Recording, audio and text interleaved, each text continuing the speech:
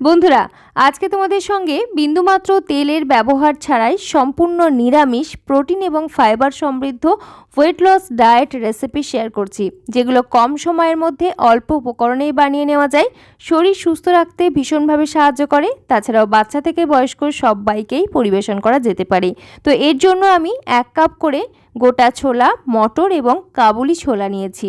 এগুলোকে সব একসাথে করে একটা বড় সাইজের মিক্সিং বোলের মধ্যে নিয়ে ভালোভাবে 2-3 বার জল বদলে বদলে ধুয়ে নেওয়ার পর 5 থেকে 7 ঘন্টার মতো জলে ভিজিয়ে রেখেছিলাম। আর তারপর যখন সুন্দরভাবে ভিজে গেছে সেই সময় এক্সট্রা জলটা ঝরিয়ে সরাসরি নিয়ে নিলাম প্রেসার কুকারের মধ্যে। সঙ্গে অ্যাড করে দিচ্ছি স্বাদ অনুসারে লবণ। এবারে 1 কাপ পরিমাণ জল এখন আমি অ্যাড করে দিচ্ছি।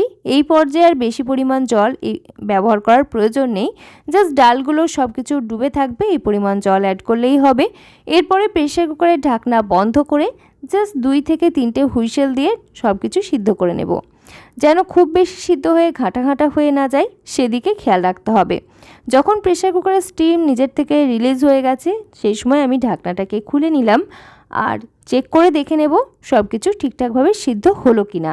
তো দেখো, প্রথমেই কিন্তু কাবুলি চানাটা দেখলাম খুব সুন্দরভাবে কিন্তু সিদ্ধ হয়ে গেছে। এরপরে মটর এবং ছোলা আলাদা আলাদাভাবে আমরা চেক করে দেখে নেব, কারণ সবগুলো কিন্তু কুকিং টাইম একই নয়। তো মটরও সুন্দরভাবে সিদ্ধ হয়েছে আর ছোলা তো সুন্দরভাবে সিদ্ধ হয়েছে। তো সব কিছু সুন্দরভাবে সিদ্ধ হয়েছে। এখন আমি যেটা করব সেটা হচ্ছে এখান থেকে এক্সট্রা জলটাকে ঝরিয়ে নেব। তার জন্য একটা স্ট্রেনারের মধ্যে নিয়ে নিচ্ছি। তোমরা চাইলে জলটাকে এর সঙ্গে শুকিয়েও নিতে পারো, অথবা অবশিষ্ট যে জলটা রয়ে যাচ্ছে এই জলটাকে না ফেলে রান্নার কাজে ব্যবহার করতে পারো, তাতে করে পুষ্টিগুণটা আর নষ্ট হবে না। তো এইবারে জল ঝরিয়ে নেওয়া ছোলা মটর আমরা একটা বড় সাইজের মিক্সিং বোলের মধ্যে নিয়ে নিলাম। সঙ্গে একটা বড় সাইজের রাঙা আলু ভালোভাবে ধুয়ে খোসা সমেত আমি সিদ্ধ করে রেখেছিলাম, সেটা অ্যাড করে দিলাম। এবারে সব কিছু আমি স্ম্যাশ করে নিচ্ছি।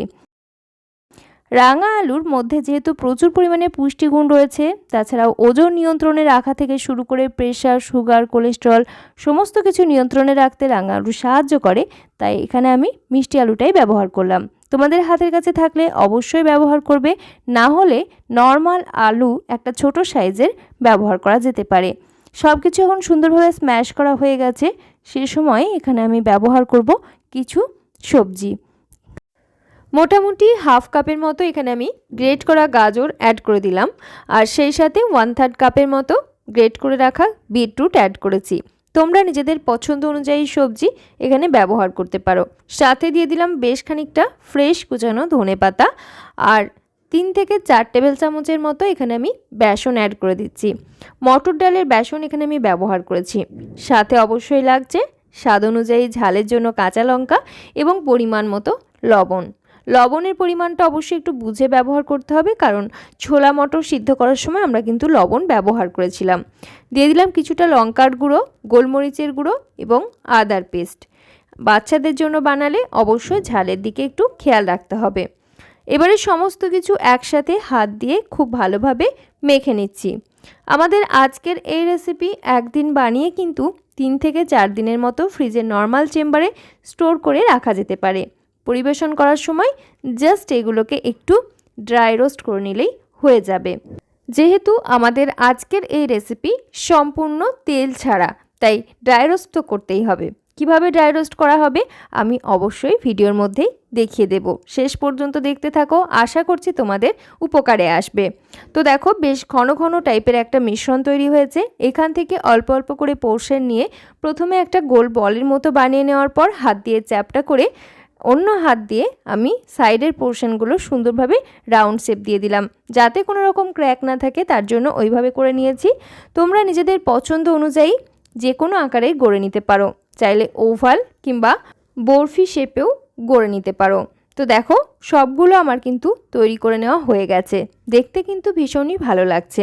এগুলোকে আমাদের ভাজার জন্য একেবারে প্রস্তুত করা হয়ে গেছে। এবারে আমি একটা প্যান বসিয়ে নিয়েছি। আমি এখানে একটা লোহার প্যান ব্যবহার করছি। তোমরা চাইলে ননস্টিক ইউজ করতে পারো, তবে তার কোনো প্রয়োজন নেই। জাস্ট তেল ব্রাশ করে নিচ্ছি যাতে প্যানে আটকে না যায়। এর বাইরে কিন্তু কোনো রকম তেল অ্যাড করার প্রয়োজনই নেই। ভালোভাবে প্যানটা যখন গরম হয়ে গেছে, এই টিক্কিগুলোকে এক এক করে আমি প্যানের মধ্যে অ্যাড করে নিচ্ছি।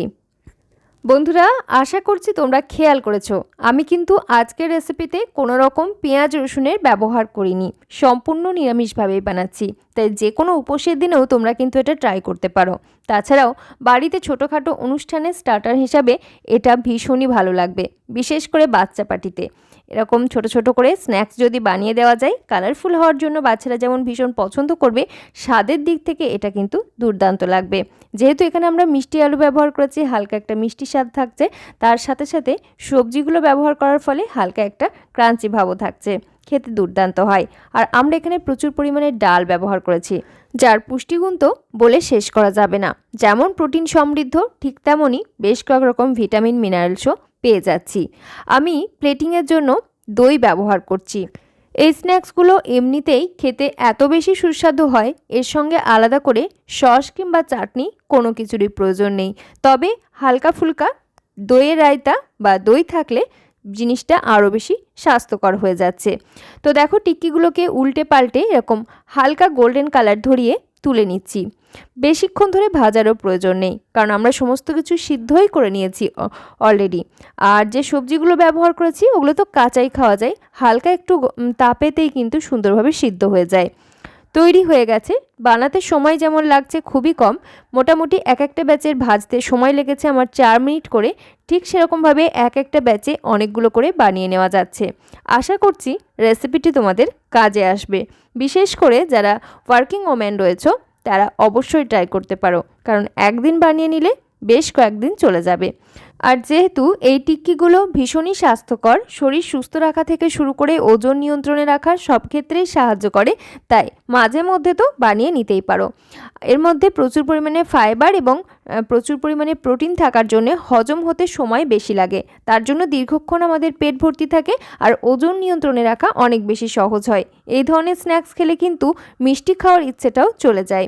একদম শেষে উপর থেকে আমি ছড়িয়ে নিলাম ড্রাই রোস্ট করা মিক্স সিডস, যার জন্য খেতে আরও বেশি ভালো লাগবে। তোমাদেরকে ভেঙেও দেখিয়ে দিলাম, ভিতর থেকে কিন্তু ভীষণই সফট।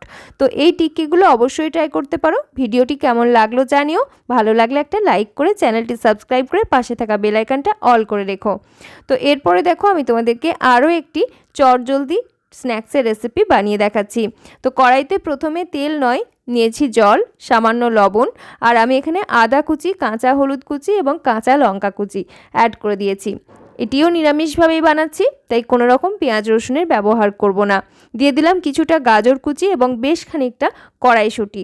এখন যেহেতু শীতকাল, প্রচুর পরিমাণে সবজি পাওয়া যায় আর সেগুলোই ব্যবহার করছি। কিছুটা মিষ্টি আলু বা সুইট পটেটোর টুকরোও অ্যাড করেছি।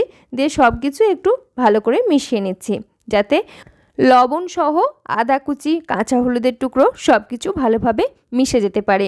এবারে ঢাকনা বন্ধ করে আঁচ কমিয়ে কিছু সময় হতে দেব।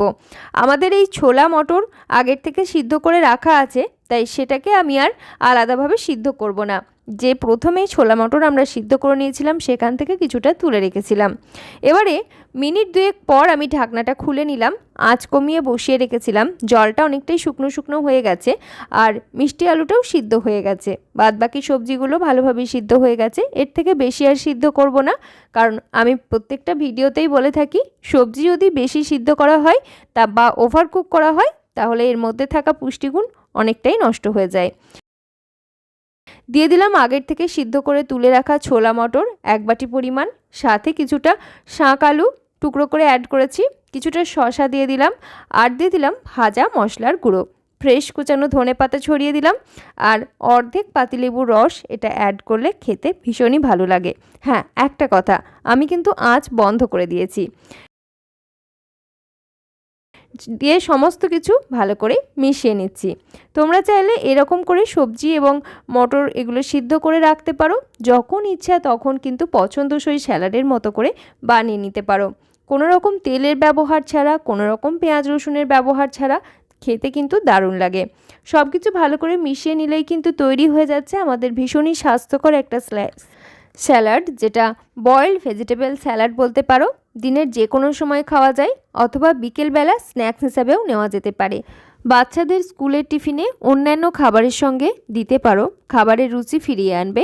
ঠিক সেরকম ওয়েট লস ডায়েটে যারা রয়েছে তারা কিন্তু অফিস লাঞ্চ বক্সে ক্যারি করতে পারো। যেহেতু দিনের যে কোনো সময় খাওয়া যায়, তাই এটা কিন্তু ব্রেকফাস্টেও নেওয়া যেতে পারে।